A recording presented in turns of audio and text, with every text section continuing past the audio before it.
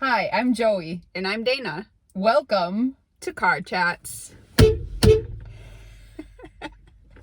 We're so happy to have you here, whether you found us by accident or you were intentionally seeking this out. Thanks for being here.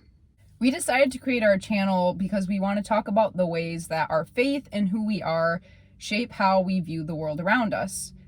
Through these discussions, we really hope to encourage and inspire thoughtful dialogue about topics that matter. It is important, though, for you to know that we are coming from the perspective of two white, millennial, gay, bi, American, Christian, cis women who also happen to be sisters. In this first video, we are going to talk about sexuality and specifically how Joey and I came to recognize that we weren't straight. I actually found out from my doctor because I was diagnosed with scoliosis when I was, I don't even know, early teens, which is, I'm just kidding y'all, but scoliosis is curvature of the spine. So that was her first hint. Should have known I wasn't straight. Y'all didn't know. Okay, anywho. Before we dive into our personal stories, we did want to give y'all a little bit more context of how we grew up and what our family was like. Probably one of the most significant things for you all to know is that we grew up in a Christian family, and we definitely grew up with the traditional Christian view of same-sex marriage being sinful. Exactly. Opposite sex relationships were really the only relationship that we saw or that we heard of as being normal. And basically because of that, it wasn't even an option for us to consider that we might not be straight. Sociologists call that heteronormativity, which is precisely what American society revolves around, and that's just the idea that heterosexual relationships are the norm. And that was very, very much the case with our family. And even more than that, it was expected of you that if you were going to be in a relationship, you would be in a heterosexual relationship. Hence, the feeling of it not even being an option, not even being on our minds at all, which is also a very interesting dynamic because we actually had a gay relative in our family who we were close to that we did not know was gay, even though they had a partner as long as we were alive. And at every family gathering, they would be there together, and we just thought they were best friends. Really good friends. Until our mom told us that they were in a same-sex relationship when we were probably in our early teens, and it was shocking to us. We had no idea. And I think from the outside that can sound really strange and naive, and it was very naive of us. But I also think it's actually a really good reflection of the type of environment we grew up in, that why would we think anything of it? Because it was not an option. And that's why it had to be such big news, and it had to be shared in such a controlled way with us, is because it was so otherized. Yeah. But on top of all that, we also want to really emphasize that we grew up in an amazing, loving family. We have two parents who are just amazing people who were extremely involved with us, loved us deeply. We have an older sister who is a gem and a fabulous human being, and the three of us are very close. We're very close with our parents still, and they were very supportive parents for us. We've never questioned their love for us, even though we do know that they have a different stance on what they believe about traditional marriage than we do. Nonetheless, they let us grow up largely unpressured in the realm of romantic or dating relationships. Our dad jokingly used to say that we could date when we had our doctorate, I think, which laughable. Only one of us, and as neither of us has a master's degree. So whoops. All this to say, we never felt a pressure to be dating men, which in our case ended up being a very good thing, but led to its own, I don't know, not problems, but just we never really had to think about it. So it's like safe to say we were pretty naive to relationships in general and sexuality in general, let alone anything to do with the LGBTQ community. Yes. Yeah. Cringe.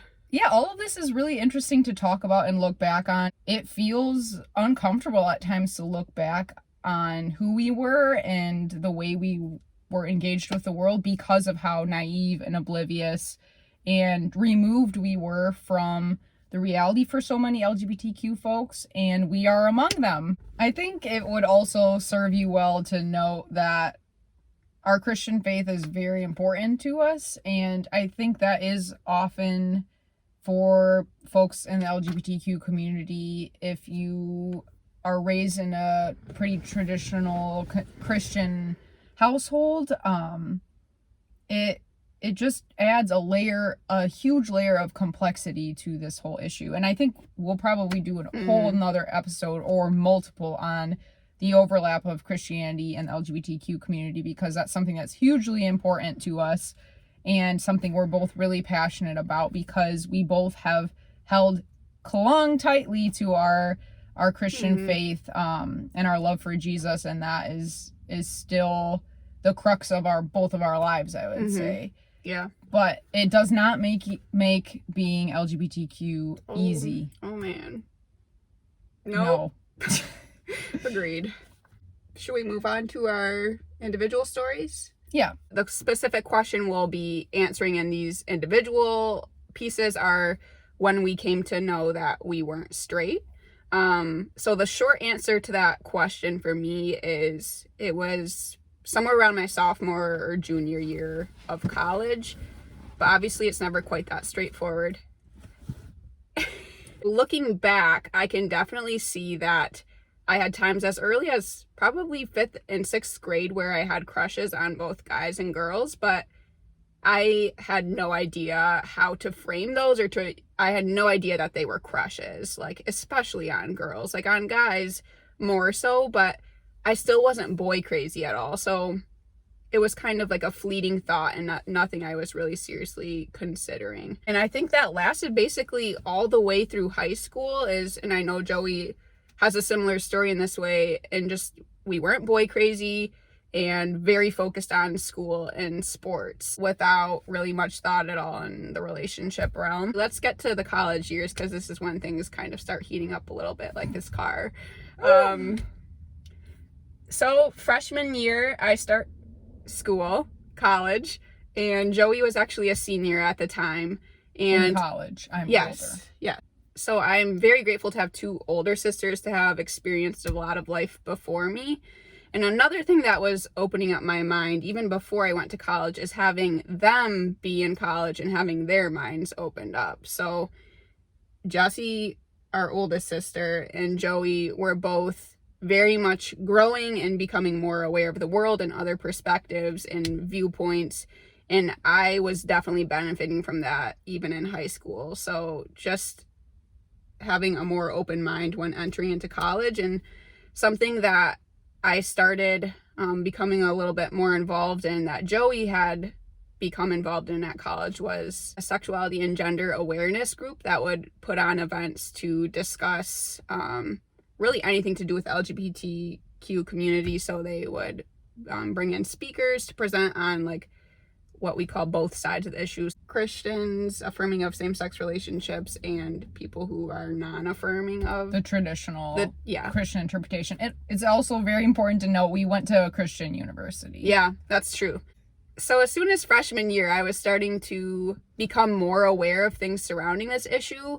I actually had freshman and sophomore year several friends come out to me in college too, so I was starting to question even where I stood on my interpretation of scripture, like starting to wonder if, and a lot of this has to do with Joey too, because she started asking this question way before I did, of if possibly like it wasn't wrong after all to be in a same-sex relationship, and that it was possible to be a Christian and gay and in a committed same-sex relationship. My mind was starting to open to all of these ideas, and simultaneously, sophomore year of college, I met a girl. That's how it always starts. I had class with a girl who I really liked, and I thought I just really liked her as a friend, and I thought she was really cool and wanted to be around her all the time. And somehow I didn't put the pieces together that I was developing a crush on this girl. But as the year went along, like, I couldn't completely ignore that this was way more than just, like, a friend crush or a friend. Like, the feelings were definitely stronger than that. Like, when you tried to figure out someone's schedule so that you can intentionally run into them and try to be extra funny around them and try to be your very best self at all times around them. This very much built over the course of sophomore year, and I had very strong feelings for this girl. But at the same time, I wasn't asking myself the question of what this meant about my sexuality, which is very strange in hindsight, because I'm like, it was so obvious. Like, I think about my emotions and I'm like, oh my goodness, like, duh. Yeah. I feel like somehow when I finally did start wondering why I was having such strong feelings, it was like, oh, that was just a weird standalone situation for this one person. So that was sophomore year, and those feelings started to fade for that individual. But I was starting to ask more questions of myself and talking to mentors in my life and other people about LGBTQ issues in general, and really diving more into biblical interpretations of the subject, and pretty much moved to being affirming of same-sex relationships, which is really interesting to me because I could be affirming of my friends who were in same-sex relationships, but I couldn't even ask myself the question of if I was possibly attracted to girls. Junior year goes by. I think I'm starting to recognize, like, more is happening. I'm having crushes on guys and girls. And then I really acknowledged to myself that I wasn't straight. The summer of my junior year of college, I worked at a camp in Colorado, and at this camp I met another girl. This was one of the best summers of my life, and I did a ton of growing, and there's something about being in the Colorado mountains that really gives you the time and space to think. And I'm grateful that I use that time and space to think and start intentionally asking myself questions about my sexuality, because I was finally ready to acknowledge to myself this time around, as I was, like, developing a strong crush on another girl, that, like, okay, Dana, this is not a one-time thing. Like, this means something about who you are, and, like, you need to think and pray more about it. So every morning I would get up and I would hike out to this little spot and watch the sunrise and read the Bible and do some praying and journaling and things like that. And I remember one morning while I was doing that and reflecting specifically on, like, my feelings for this coworker and what it meant about me, saying out loud to the deer next door in the woods. Aspen trees. Yes, the aspen trees, that I wasn't straight. I remember being like, that was really weird. Like, I just said that out loud. Like, that's stupid. But I feel like it was a really significant moment, because it felt like when I said that, it was out there, like, in the world, and it wasn't something I could take back. Like, I had acknowledged it to myself and to the deer and the aspen around me. Saying and, like, things out loud, it really does I think it makes a huge difference. It did. Because it can just feel like a mind game otherwise. You're right. Yeah, you're right, Joey. When I try to think about my emotions in that moment, I remember it being very mixed. Like, there was something really empowering about saying that out loud. But I remember also feeling, like, sort of lonely, like, that it was a secret I was just going to be carrying with myself. But I think we'll get more into that when we, in future videos, share more of our stories and maybe our coming out journeys. I should also probably note that those two crushes that I mentioned, though they were very intense, did not end up being anything. They were both straight girls. Classic. And I never told them. Never was. I was not in any space to tell them that I had crushes on them. I didn't even understand my crushes. So just a little add-in. So I think, leave it at that. That's the story of how I came to recognize I wasn't straight. It was very roundabout and not straightforward. I'm going to pass it over to Joey now so I can drink some water. So I'll jump into the story of how I came to terms with not being straight, which for me is being lesbian. In a lot of ways, my story has very similar themes to Dana. I was notoriously known as the not boy crazy person in high school. In fact, just recently we were doing a big clean out of our basement and I was going through some old high school, things. And I found this paper of like encouragements from classmates, and one of them had written as a compliment, like people were saying like kind, helpful, not boy crazy. And then someone had drawn an arrow and said, I like that too. I just laughed so hard when I saw that. That's funny. And I remember being proud of that aspect of my identity. I was like, yes, I'm not boy crazy. I'm not wasting my time worried about boys and worried about who likes who, la la la. I was also very focused in school, very invested. We were both 3-sport athletes at our small high school. So that's what I focused on. And it's so interesting to be able in hindsight to just completely be like, yes, I had crushes on women for me as early as I would say late elementary, like 5th or 6th grade, all the way through high school and through college and up until now. And for me, never on boys or men, never had crushes on guys. It's just so fascinating to be able to look back and name all of the crushes. Oh, including my first Disney crush, which was Ariel. That was so like the only Disney movie we owned. It was like the only Disney movie we had. So I try to reassure myself, because Ariel is selfish. Ariel? She's not a Disney hero, people. So it's easy for me to look back and label those crushes, but just like Dana, it was mentally not an option. And in fact, I remember moments in high school where I was upset after my mom had told us about this family member who was gay. I was processing with friends in a sort of discipleship group type format, and I was so upset about this family member who I now knew was gay and was living sinfully. And it is weird. I will tell you, it is weird, and I was uncomfortable journaling about some of this stuff because you see all the ways that homophobia is internalized. And again, this is coming from someone who would later be able to identify and come to terms with being lesbian myself. So it's tough. It's really tough to navigate these dynamics. But for me, did not date at all in high school because didn't know what was happening with my internal self. When I got to college, I had a great first year, and then it was also my sophomore year. We always joke about how it's the sophomore year that gets you.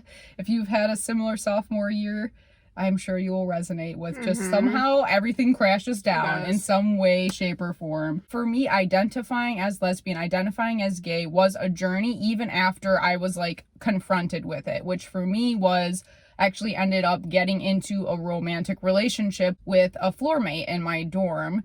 And that whole relationship is very messy and complicated, and I don't want to go into too many details, but she was experiencing a lot of severe mental health struggles, and I kind of entered in as a supportive friend initially.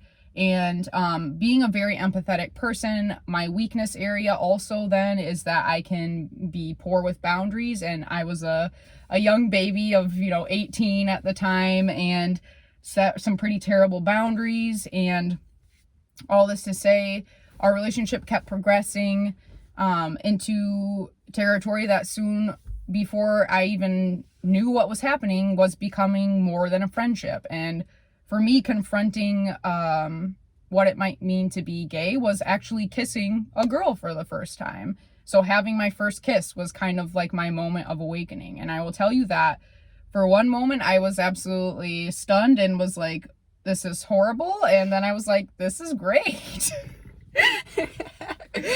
And was then happily invested. And just like that. Again, I was uncomfortable writing and journaling and reflecting on some of this because it is amazing to me how naive and ignorant I was until literally I had a physical encounter that reminded me that I have hormones and a sex drive just like anyone else, but it's just not directed at men that I assumed it should or would be. So this relationship lasted for about a year, and another strange dynamic was that we did not label anything. So we did not label ourselves within the relationship. We did not label our relationship. And I think, unfortunately, this is pretty common amongst Christian people, because it's like you still can't, even though you're like, I am literally in a relationship with another woman. It's like you can't mentally label it. So looking back at some of my journals, it was like I was feeling ashamed or bad about what I was doing, because it was like I knew it was sinful to be in a dating relationship with a woman, but I didn't know what to do about it, or like didn't want to change anything. That relationship just was not good. It was very, very unhealthy because of some of the mental health things my girlfriend at the time was experiencing. It was a very broken relationship, and it ended within a year. And after that, I did end up dating another girl in college who I dated for actually 6 years. And all of this also was in the closet, it's important to mention. And I dated this girl for 6 years, and we came out 2 years ago about. So I've only been out for 2 years, which that in and of itself is a whole nother conversation as well. But coming out, I think, was actually hugely significant for me in identifying, because until you're out, it's almost like your identity doesn't matter, because you're trying to protect the integrity of your relationship. So to all your friends, when you're that closeted, you're trying to pass off that this is just another friend. And so literally you're still lying to yourself about your identity. So there's a lot of very convoluted dynamics. At that point, in my second relationship, I knew I was gay. Obviously, at that point, I was self-identifying as lesbian, but was hiding it from literally everyone except for my girlfriend. I definitely did my own journey of mental, emotional, and intellectual work around the LGBTQ community and the church during college. Also, again, while being in the midst of two consecutive same-sex relationships. But I can't underscore what that learning did for me in helping me understand the dynamics that I was experiencing and I think the ways that I was both like very happy and content in my relationship, but also was scared as all get out for anyone to know about it, and to think about why that was, while also feeling very loved by God, and that I wanted to keep loving God and being a Christian and following Jesus. That obviously gets much more complicated when it comes to the church, but that wasn't a huge factor for me because I was in the closet. But for me, identifying myself as lesbian did take a long time. And I would say that even after I knew, so even after that first kiss and in my first and second relationships, when I clearly knew that I was only attracted to women, I did not take that label until probably closer to when I came out. So probably within a year or so of coming out, just because I didn't need to have that label, because it was irrelevant outside the context of my relationship, which no one knew about. So to follow up with our stories, we are going to ask each other 2 questions related to our journeys in exploring our sexual identities. Okay, first question. Do you wish you had realized sooner that you weren't straight? In my notes for this, I put it all caps. Absolutely. I think for me, in my story, it really bothers me that I was in 2 relationships without truly having accepted who I was and knowing who I was, and that I entered those relationships almost blind. I'm no longer dating, and I think about those 2 relationships and I think how much better they could have been if I had really known and accepted who I was going into them. Also, just because there was a large part of my life that I was hiding and keeping secrets and lying to people that I love, and I don't like that. My primary motivation for coming out was that I believe in life we're called to live authentically. That's actually a very important aspect of my Christian faith to me. But I will also say that I know I was spared from a ton of mental and emotional anguish from being so naive to my sexuality. I can't imagine what it would have been like to know that I was lesbian in high school and know that my crushes on girls were crushes on girls, and wrestling with that in the context of being growing up in a conservative Christian family, not knowing how and when to come out. That would have been really hard. And so not realizing until later in my life, in my early college years, when I was out of my parents' home, I think that really did make a difference in saving me from some of the turmoil that I know adolescents can experience, especially around puberty and such, when people know a lot earlier. I'm grateful for the pain I was spared from, but it created all of its own pain and anguish too. So I wish I would have known sooner. What about you, Dana? Do you wish you would have realized sooner that you were not straight? I think so. Honestly, I feel like a big factor in this for me is never having dated. So unlike your story, like, you know, those factors didn't come into play for me of having to hide and there being more pain caused maybe by not knowing or trying to hide it. I resonate most with what you said about actually feeling like in some ways it ended up being a blessing that spared me from potential pain or confusion. Like I was able to really just focus on a lot of things not related to relationships at all in middle school and high school and all of growing up. And I think that was really beneficial for me. It helped me mature in a lot of other ways. I think if I had started to realize that I was also attracted to women earlier on in middle or high school, that would have been very confusing.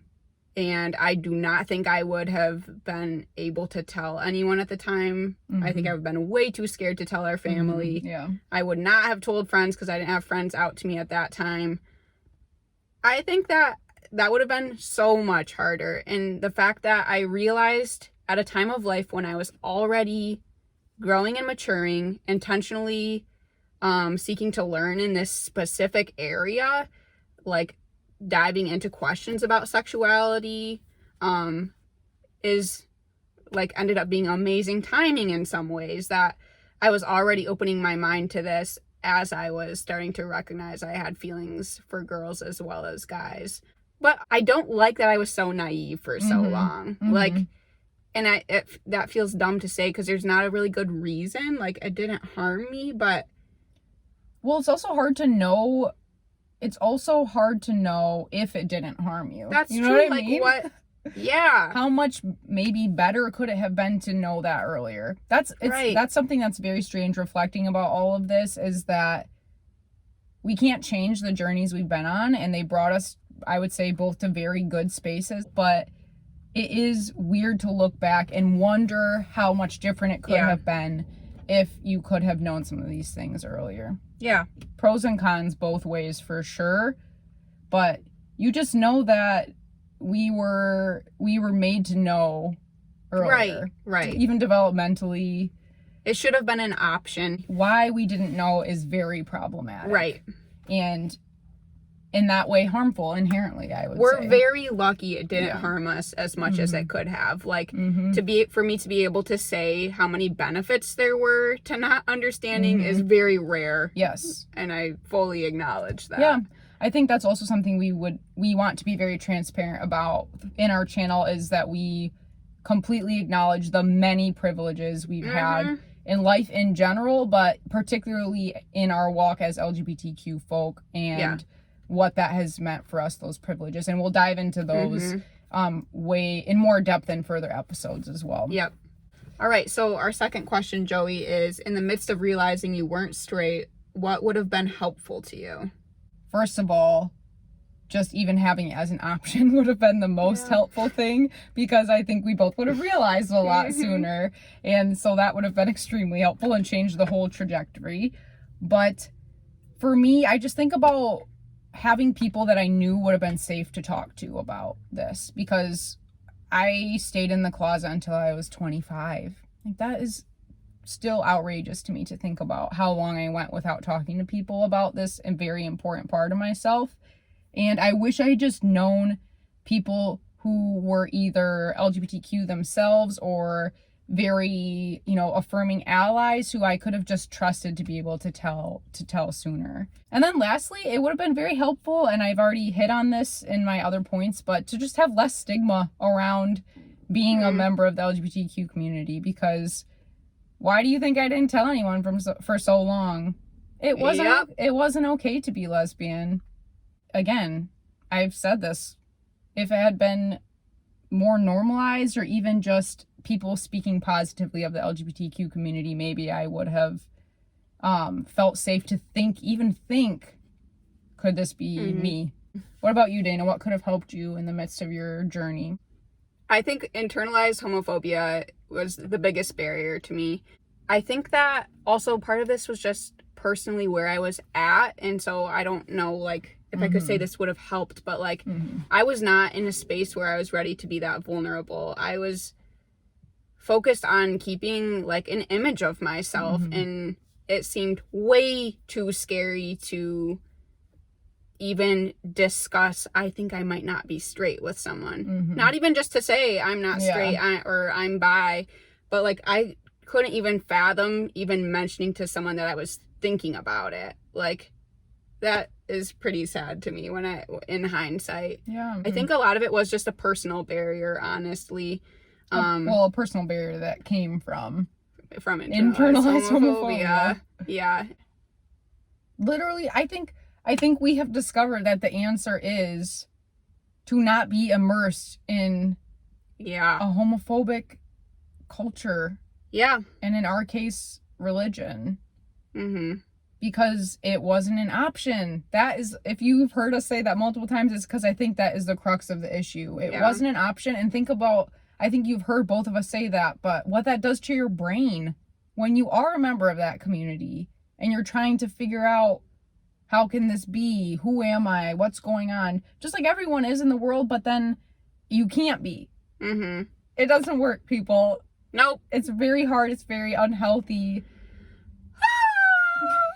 I think I can speak for Dana that we would say that we both feel extremely blessed to be where we're at, because we know this is hard stuff, and we know that especially for people who already are struggling with mental health things like depression and anxiety, like we feel for you and we love you, and we just want to lift you up in your journeys, because neither of us have those added hardships. Absolutely. Yeah.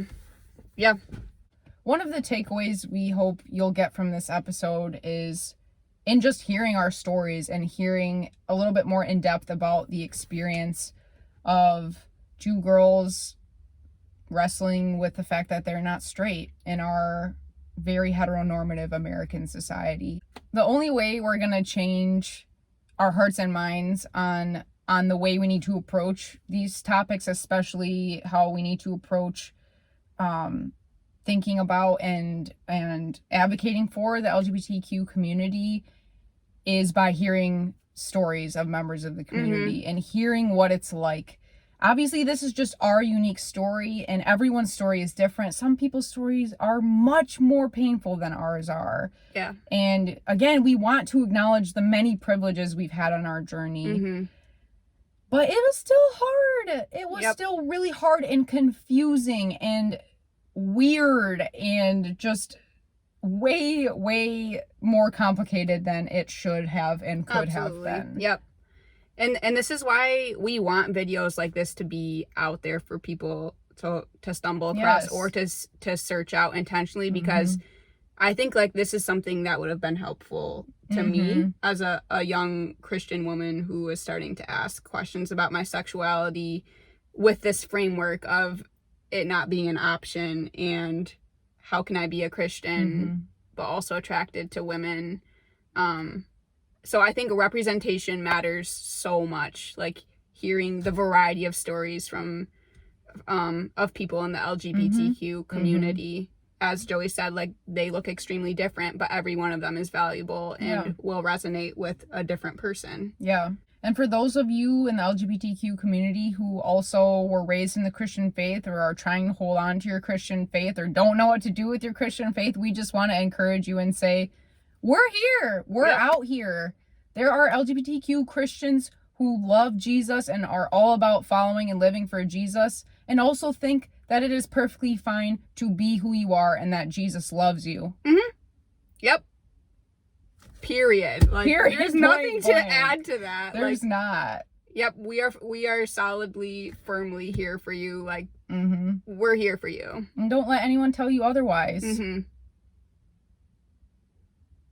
So we definitely talked about a lot during this episode, and there's a lot we didn't even say that are parts of our journey, and hopefully we'll have the chance to make more videos to elaborate more specifically on points of our journeys. But if there's something like you're really curious about or want to follow up on, you're welcome to ask us questions in the comments, or you can send us an email. I think we're going to put our email in the description box too. So feel free to reach out. We'd love to hear from you. Mm-hmm. We'd also just love to hear your thoughts and responses to this video, whether you are part of the LGBTQ community or not.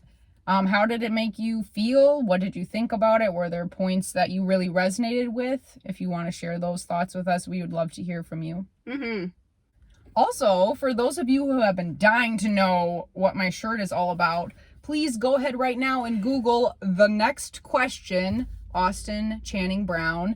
Your life will never be the same. We are huge Austin fans, and we will plug her wherever we can go. The Next Question is an amazing video, TV series, online series about all things racial justice. Your life will be changed. Please go check it out. Please do. And with that being said, we will be back.